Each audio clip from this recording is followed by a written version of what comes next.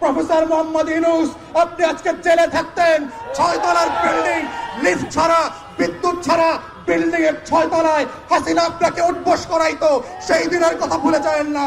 প্রধান উপদেষ্টার সাথে আমরা যখন দেখা করেছি বারবার বলেছি 4টা গণ তদন্ত কমিশন গঠন করবার জন্য। তার ভিতরে আজকের ইনকিলাব মঞ্চ যাদের কথা বলছে, যাদের দাবি নিয়ে আজকে হাজির হয়েছে, তাদের প্রত্যেকের ব্যাপারে আমরা বলেছি শাপলার গণহত্যার জন্য গণতদন্ত কমিশন করতে হবে, পিলখানার গণহত্যার জন্য গণতদন্ত কমিশন করতে হবে। কিন্তু আমরা দুঃখজনকভাবে দেখলাম পিলখানার দেখতে দায়িত্ব এড়িয়ে একটা প্রজ্ঞাপন দিয়ে যে কমিশন দেওয়া হয়েছে তার ক্ষমতা খর্ব করা হয়েছে। সে মামলার প্রশ্ন আলোচনা করতে পারবে না, কোনো ফাইল রিকল করতে পারবে না, সাক্ষীদেরকে তদন্ত করতে পারবে না। ঠিক এইভাবে একই চক্রান্ত করে একটা আইওয়াশের কমিশন দিয়ে বাংলাদেশে আবার নতুন ষড়যন্ত্র হচ্ছে।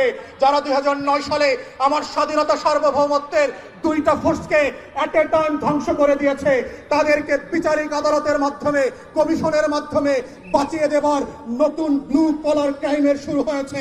এই কমিশনকে দায়িত্ব খর্ব করে যেটা করা হয়েছে সেটাকে আমরা প্রত্যাখ্যান করছি এবং আমরা বলছি নতুন করে প্রজ্ঞাপন দিয়ে তার টার্মস অফ রেফারেন্সকে রিভাইজ করতে হবে এবং গণ তদন্ত কমিশনের ফর্মে নিয়ে আসতে হবে।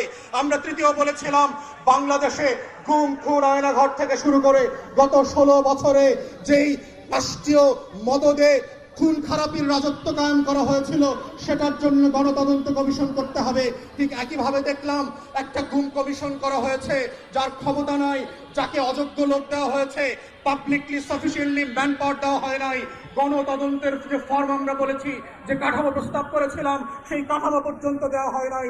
ঠিক একইভাবে প্রধান উপদেষ্টাকে আমরা বলেছিলাম জুলাই আগস্টের গণ অভ্যুত্থানকে ঘিরে একটা গণতদন্ত কমিশন করেন এবং আমরা এটার ফর্মেট পর্যন্ত একাধিক উপদেষ্টা দিয়েছি। আমেরিকার কংগ্রেশনাল হেয়ারিংয়ের মডেলে, সেনেট হিয়ারিংয়ের মডেলে, ব্রিটিশ এবং ইউরোপিয়ান পার্লামেন্টগুলোতে যেভাবে উন্মুক্ত শুনানি হয় সেই শুনানির মডেলে করে সেইখানে গণতদন্ত কমিশন হতে হবে। আজকের ইনকিলাব মঞ্চে এসে যেইভাবে শহীদরা তাদের বক্তব্যের কথা বলছে, সেই উন্মুক্ত শুনানিতে যেটা বিটিভি লাইভ সম্প্রচার করবে, সেখানে শহীদ পরিবার এসে তার গল্পের কথা বলবে, তার কষ্টের কথা বলবে, তার আকাঙ্ক্ষার কথা বলবে।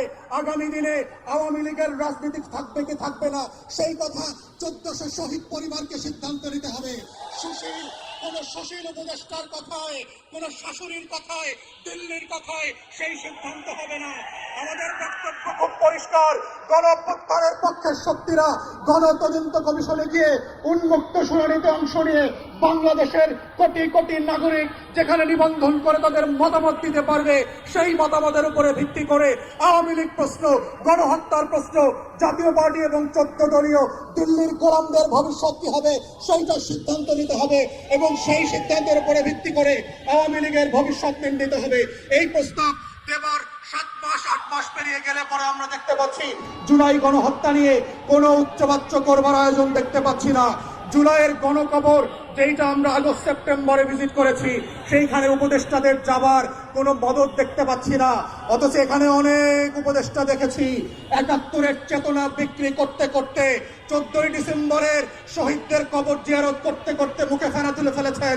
কিন্তু রায়ের বাজার বধ্যভূমিতে জুলাইয়ের 114 শহীদের কবর জিয়ারত করার সময় তাদের নাই।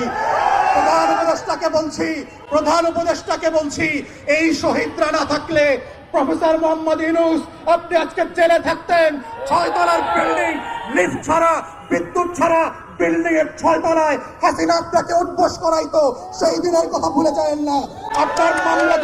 আপনার মামলাগুলো আজকে আদালত দিয়ে নাই করে দিয়েছেন। এই নাই করার রাজনীতি হইতো না, আপনার মামলা চলতো। যাদের কারণে, যাদের রক্তের কারণে আজকে আপনি বেকসুর খালাস, যাদের রক্তের কারণে আপনি প্রধান উপদেষ্টা হয়েছেন, তাদের রক্তের বদলা যদি না নেন আপনাকে আগামী দিনের মানুষ ক্ষমা করবে না। বাঙালির চরিত্র বুঝতে হবে। তারা প্যারিস থেকে এসে এদের নায়ক যেভাবে বানাইতে পারে, তারা মির্জাফরের মতো খলনায়কও বানাইতে পারে। এই রক্ত দেওয়া শহীদ পরিবারের এই ইতিহাস ভুলে যাবেন না। তাই আমাদের বক্তব্য হচ্ছে গণতদন্ত কমিশনের মধ্য দিয়ে আওয়ামী লীগ প্রশ্ন রিজলভ করেন।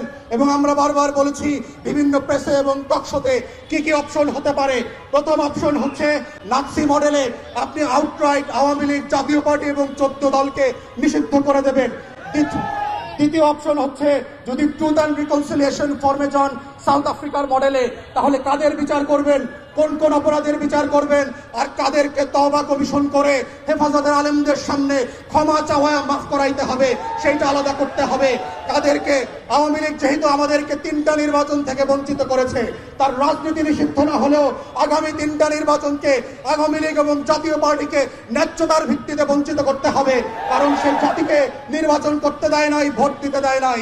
আওয়ামী লীগের কোন পদস্থ নেতা ওয়ার্ড ইউনিয়ন থেকে শুরু করে যারা এমপি মন্ত্রী হয়েছে গত 16 বছর, তারা বাংলাদেশে আর কোনোদিন রাজনীতি করতে পারবে না।